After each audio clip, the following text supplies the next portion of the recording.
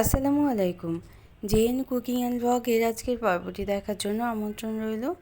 আশা করছি কাছের দূরে সবাই অনেক বেশি ভালো আছেন। মুরগির মাংস রান্না করব একটু স্পেশাল মশলা দিয়ে। তো আমার রেসিপিগুলি ভালো লাগলে চ্যানেলটাকে সাবস্ক্রাইব করে সাথে থাকতে পারেন। এখানে 1.5 কেজির একটা মুরগি নিয়ে নিলাম। রেগুলার পিস করে কেটে নিয়েছি, অর্থাৎ খুব বেশি বড়ও না আবার একেবারে ছোট টুকরোও না, মাঝারি সাইজের টুকরো করে কেটে ধুয়ে ভালোভাবে পরিষ্কার করে নিয়েছি। এখন স্ট্রেন করে রেখে দেব কিছু সময়ের জন্য, যাতে বাড়তি পানিটুকু চলে যায়। তারপর ম্যারিনেট করে রাখতে হবে। ম্যারিনেট করে ভেজে তারপরে আমরা মুরগির মাংসটা রান্না করব। তো এই জন্য ম্যারিনেট করার জন্য এখানে 1 চা চামচ পরিমাণ শুকনো মরিচের গুঁড়ো, আধা চা চামচ হলুদের গুঁড়ো আর আধা চা চামচ লবণ দিয়ে 10 মিনিটের মতো রেখে দিয়েছিলাম। তো এখন প্যানে তেল দিয়ে দিলাম। তেলটা গরম হলে চিকেনগুলো দিয়ে প্রায় 10 মিনিট সময় নিয়ে উল্টে পাল্টে হালকা লাল করে ভেজে নেব। খুব বেশি শক্ত করে শক্ত করে ফেলা যাবে না, একটু নরম থাকতে আমরা নামিয়ে নেব। উপরের দিকে যখন হালকা একটা রং আসবে ঠিক তখনই। তো চিকেন তো আমরা প্রায়ই রান্না করি, অনেক সময় দেখা যায় চিকেনটা প্রতিদিনের যে মশলা দিয়ে রান্না করা হয়, ঘরে থাকা মশলা দিয়ে, অনেক সময় খেতে মজাদার হয় না। তাই একটু অন্যরকমভাবে রান্নাটা করার চেষ্টা করছি। আশা করছি এইভাবে যদি রান্না করেন তাহলে চিকেন ভুনাটা খেতে অনেক বেশি মজাদার হবে। তো আমি ভাজা মাংসটা তুলে রেখে দিলাম।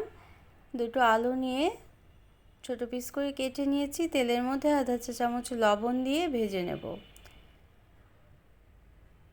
তো স্পেশাল মশলাটা হচ্ছে পেঁয়াজ কুচি নিয়ে নিলাম, 4টা বড় সাইজের পেঁয়াজ ফালি করে নিয়েছি এবং 1 চা চামচ পরিমাণ ধনে নিলাম, আস্ত ধনে, এবং আধা চা চামচ মৌরি নিয়ে নিলাম। সামান্য পানি দিয়ে মিক্সার জারে আমি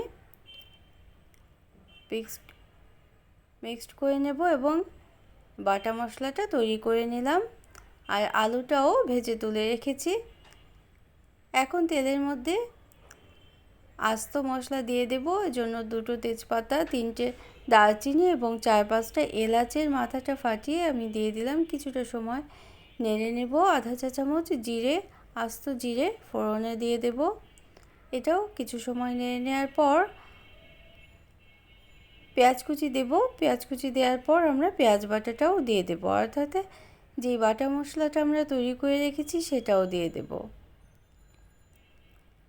এই বাটা মশলাটার কারণেই আজকে চিকেন রান্নাটা কিন্তু অনেকটাই মজাদার হবে। তো কিছু সময় পরে দেখা যাবে খুব সুন্দর একটা ঘ্রাণ চলে আসছে। এখন পেঁয়াজ বাটাটা দিলাম এবং আদা রসুনের পেস্ট দিয়ে দেব প্রায় 2 চা চামচের মতো। 1.5 কেজি মাংসের জন্য আমি 2 চা চামচ আদা আর রসুনের পেস্ট একসাথে করে বেটে নেওয়া আছে। তো পানি দিয়ে মশলাটা কষিয়ে নিতে হবে। কিছুটা সময় কষিয়ে নেওয়ার পর পেঁয়াজ এবং আদা রসুনের কাঁচা গন্ধটা চলে যাবে, ভাজা ভাজা হয়ে আসবে। তখন আমরা শুকনো মশলাগুলোও দিয়ে দেব। তো মশলাটা খুব ভালোভাবে কষিয়ে নিতে হবে। আর মশলা কষানোর জন্য 2-3 বারে পানি দিতে পারেন। পানি দিয়ে দিয়ে যদি মশলাটা কষানো হয় তাহলেই কিন্তু মশলা কষানোটা ভালো হবে। আর অবশ্যই খেয়াল রাখতে হবে তেলের পরিমাণটাও যেন ঠিক থাকে। এই জন্য আমি আরও 1 টেবিল চামচ পরিমাণ তেল দিয়ে দিলাম। তেল দিয়ে পানি দিয়ে মশলাটা খুব ভালোভাবে কষিয়ে নিলাম। যেহেতু ম্যারিনেট করার সময় আধা চা চামচ লবণ দিয়েছিলাম, তো এখন আমি আরও 1 চা চামচ লবণ দিয়ে দিলাম এবং 1 চা চামচ শুকনো মরিচের গুঁড়ো দিয়ে দিলাম। এই মুরগি রান্নাটা একটু ঝালঝাল করেই করব। আর 1 চা চামচ পরিমাণ ধনে গুঁড়ো দিয়ে দিলাম। তো এখন আর হলুদের গুঁড়ো দিয়েছি চামচের একটু কম। তো আবারও আমি আধা কাপ পরিমাণ পানি দিয়ে মশলাটা কষিয়ে নিতে হবে।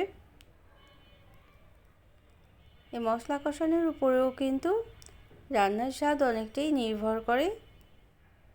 তো মশলাটা যখন কষানো হবে এবং সম্পূর্ণই শুকনো হয়ে আসবে, অর্থাৎ তেলের উপরে চলে আসবে, তখন আমরা ভেজে রাখা মাংসগুলো দিয়ে দেব।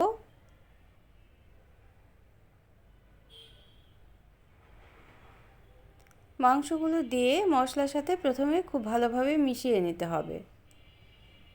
তারপর প্রায় 8 থেকে 10 মিনিট সময় একটু ভাজা ভাজা করে নিতে হবে। এই পর্যায়ে যেরকম ঝোল খান ঠিক সেই রকম ঝোলের পানিটা কিন্তু দিয়ে দিতে হবে। আজকে ঝোলের পানিটা একটু বেশিই দেব। তো মুরগি মাংস রান্না করলে অনেক সময় দেখা যায় যে একেবারে পাতলা ঝোল হয়, তো এইভাবে করে একদিন রান্না করে দেখবেন, ঝোলটা কিন্তু খুব সুন্দর গাঢ় হবে আর খেতেও হবে অনেক সুস্বাদু। তো আমি এখানে 1 টেবিল চামচ পরিমাণ টক দই দিয়ে দিলাম। যেহেতু আমরা মৌরি দিয়েছি, মিষ্টি মিষ্টি একটা ভাব তৈরি হয়েছে, এজন্য কিন্তু যদি টক দইটা দেওয়া হয় তাহলেই কিন্তু ব্যালেন্সটা হবে, স্বাদের ব্যালেন্সটা খুব সুন্দর হবে। আসলেই কিন্তু খেতে অনেক সুস্বাদু হয়েছিল এইভাবে চিকেন রান্না। তো আমার রেসিপিগুলি ভালো লাগলে একটা লাইক দিয়ে দিবেন, আর প্রয়োজনে কমেন্ট করতে পারেন কেমন লাগলো সেটা জানিয়ে, আর ফ্রেন্ডস অ্যান্ড ফ্যামিলির সাথে শেয়ারও করে নিতে পারেন। আর যারা প্রথম ভিজিট করছেন চ্যানেলটিকে, তারা চাইলে চ্যানেলটিকে সাবস্ক্রাইব করে বেল বাটন প্রেস করে অল অপশনটা সিলেক্ট করে সাথে থাকতে পারেন। আর যারা সাথে আছেন তাদের জন্য রইল অসংখ্য ধন্যবাদ। আর এই পর্যন্ত যারা ভিডিওটা দেখেছেন, একটা লাইক দিতে ভুলে গিয়েছেন, তারা কিন্তু এই মুহূর্তে একটা লাইক দিয়ে দিতে পারেন, একটা ছোট লাইক। আপনাদের কিন্তু কোনো সমস্যাই হয় না দিতে। তো আমি ঝোলের পানিটা দিয়ে দিলাম, প্রায় 3 কাপ পরিমাণ পানি দিয়ে ঢেকে রেখে দেব। মাংসটাও কিন্তু খুব সুন্দর সিদ্ধ হয়ে যাবে এই পানিতেই। আর ঝোলের পানিটা চাইলে আরেকটু বাড়িয়েও দিতে পারেন। আমি 10 থেকে 15 মিনিট সময় আমি লো মিডিয়াম আঁচে এভাবে ঢেকে রেখেছিলাম। মাংসটা সুন্দরভাবে হাড়সহ সিদ্ধ হয়ে গিয়েছে এবং আমরা পরিবেশন করে নেব। তো পরিবেশন করার আগে এখানে চিলি ফ্লেক্স দিয়ে দিলাম আধা চা চামচ। ওই যে বললাম একটু ঝাল ঝাল করব, শেষের দিকে আধা চা চামচ চিলি ফ্লেক্স দেওয়ার পর আধা চা চামচ গরম মশলা গুঁড়ো এবং আধা চা চামচ জিরে গুঁড়ো দিয়ে দেব। 2-3 মিনিট রেখে দেওয়ার পর আমরা পরিবেশন করে নেব আমাদের আজকে চিকেন রান্না। তো যারা এতক্ষণ সাথে থাকলেন সবাইকে অসংখ্য অসংখ্য ধন্যবাদ। সবাই অনেক বেশি ভালো থাকবেন আর আমাদের জন্য দোয়া করবেন। অন্য কোনো দিন অন্য কোনো রেসিপি নিয়ে আসবো, সেই পর্যন্ত থ্যাঙ্কস ফর ওয়াচিং।